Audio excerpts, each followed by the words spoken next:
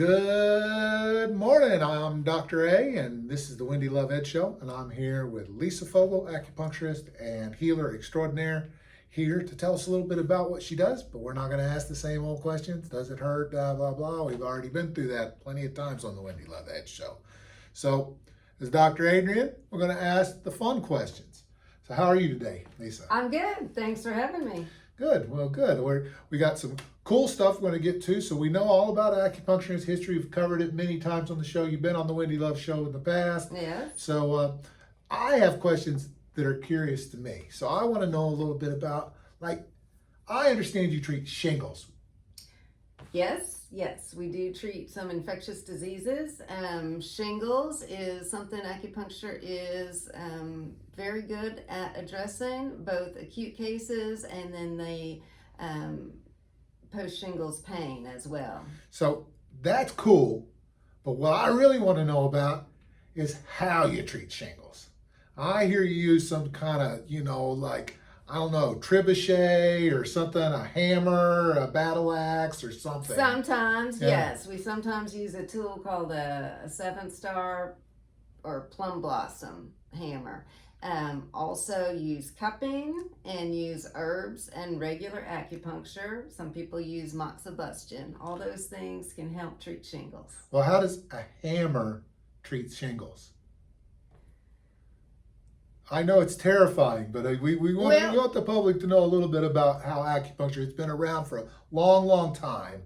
And so, Chinese medicine, they do stuff different. But the amazing part is what I understand is this hammer is super effective. I mean, the MDs, nobody got anything for shingles. It just hurts. But this hammer apparently can help with removing a lot of the pain that comes from shingles. Right. In Chinese medicine, shingles is what's called a hot disease. Too much heat in the body, and you can see that with the red, irritated, painful, or itchy eruptions. So what we're doing with the hammer, with the needles, with the herbs, is taking that excess heat out of the body and restoring the body back to balance. Well, all right. I can see you're not going to let us in on all your secrets, but that's okay. We'll get there when we're ready. So I also know that as an acupuncturist, you've learned from many, many teachers and lots of different traditions in the Chinese medicine world. And so what are some of those favorite teachers, and why do they speak to you? Okay. Many things, Chinese medicine often, is thought of as being Chinese, but has many roots in Japan, in Vietnam, in Korea, and they're all different kind of philosophies and techniques.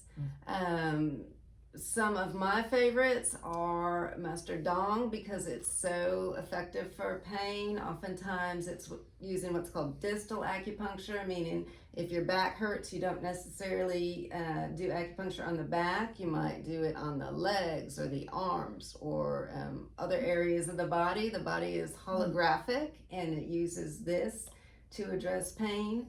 Also like Japanese acupuncture techniques very much. A lot of palpation with Japanese techniques and helps get a better idea of instantaneously seeing where the body's imbalanced and addressing that. So you might palpate and feel tenderness on the stomach, and then you can do points to address that, and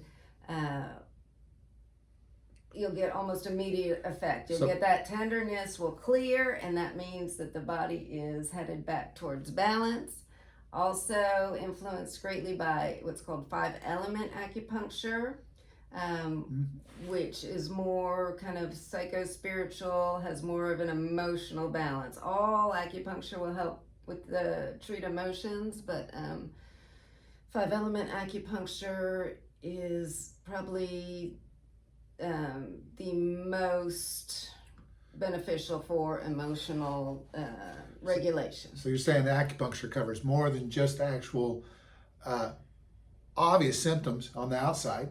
Right, and right. So we maybe some psycho-emotional stuff ties into some of these things. The beauty of it is the mind-body connection and how it can address both areas simultaneously. So outside of acupuncture, I know that you draw on other experiences in your healing practice? And I know like you're in a kind of a conglomeration, an association with several other practitioners in your office. And when I was there, I was astounded. I walked into this room and it was like a closet, but it was like salt everywhere. Yes. So what's up with that? That is the salt room, and it's wonderful to sit in there. They were like big bricks, yeah, right? Like yeah. giant bricks of salt. Negative I ions, mean, huge help and reset the immune system. and they were help kind of us pretty. sleep. Yeah, they're kind of pretty.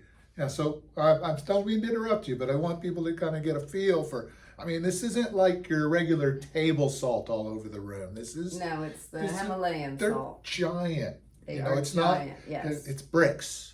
Wall-to-wall salt bricks. And why do you all use those? For immune regulation, for sleep, and stress relief. So we also, I know you also got a couple of massage therapists in your practice over there that do, and one of them does drumming and stuff and other things. One of them is a shamanic healer. And how does that work over there? Do they have like little like drumming circles and stuff? Generally not at this time, but the drumming can help move energy, just like massage, like acupuncture, like a lot of modalities. The premise with a lot of alternative medicine is that imbalance, illness, pathology results from stuck energy. Old emotions, old perceptions, old ways of interpreting the world, beliefs that no longer serve. All these things, and what we're trying to do is move the energy so that the person has a more innocent relationship to the present moment, is more in the present moment. There are a myriad of techniques, and some serve certain people better than others. Some people could benefit from many of them. Some find one that they prefer and they stick with that. But the drumming, the shamanic work can be amazing. Great. I've had it done myself. So now that is interesting. So you guys cover a whole lot of territory there in your practice. It's not just one focus on healing. It's a broad range, which is, I think, important to a lot of people who seek you and the practitioners at your practice, Fayetteville Acupuncture, out, because there is something more than just your straightforward stuff. So what other kinds of things do you do in your practice? Do you use any modern medicine techniques or, well, one of my specialties is fertility, and I treat both women who are trying to conceive naturally and women who are using assisted reproductive technology such as IUI or IVF.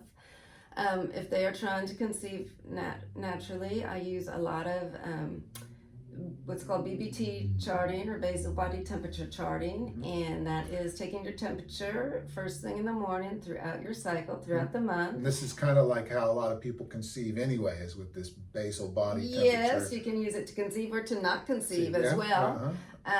But from there, once we see the charts, we can pinpoint the issue if there is one, and we can address that. The temperatures may be too high in the first phase, in the follicular phase, and we can address that with acupuncture and with herbs. It might be too low in the second phase.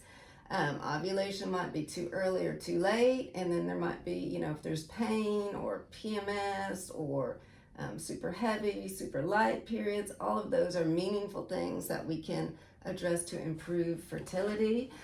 Some other things that I like to use in my practice a lot are supplements. Sometimes I'll recommend vitamins or minerals or flower essences. I'm very fond of. I think they are a very simple way to make profound changes for people. Those flower essences, those are kind of like tinctured or microdosing. Exactly. Almost like a homeopathic. So you utilize a lot of strategies, some old world type strategies with the Chinese medicine and the herbal medicines, and then the old new world strategies like the tinctures and stuff, which have been around for forever, but we think of them now. They're a little dropper at your Whole Foods or whatever. Another thing I use that's more modern is the e-stem. Sometimes you'll use electrical stimulation on the needles to help reset the muscles and relieve pain. That's great. And so you do treat a lot of pain as well in your practice, I not do. just fertility. And I have a general practice, a lot of pain, a lot of back, shoulder, neck pain, tight muscles, tension. And how does that integrate with the acupuncture? I mean, do you use like the herbal medicines and stuff with the pain, or is that just It depends on the person's preference. I am predominantly an acupuncturist, although I practice herbalism as well. If people are taking a lot of medications, I generally don't prescribe herbs, and I find acupuncture to be so efficacious that not everybody needs herbs. But if people are interested, or if they're not getting the results that they want with just the acupuncture, then I would absolutely recommend herbs.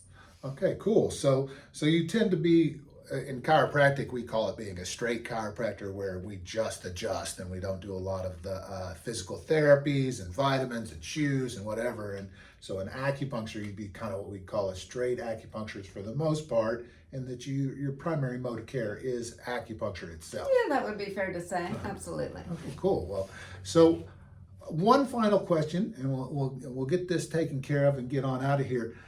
What is your favorite dining experience at the end of the day? Dining experience? Yeah, what do you like?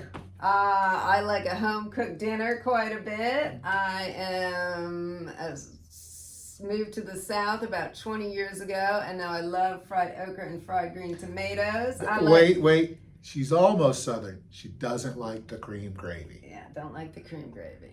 All righty. And I love Asian food. Pho, Vietnamese, Thai, Chinese. Go figure. Wendy, take it away.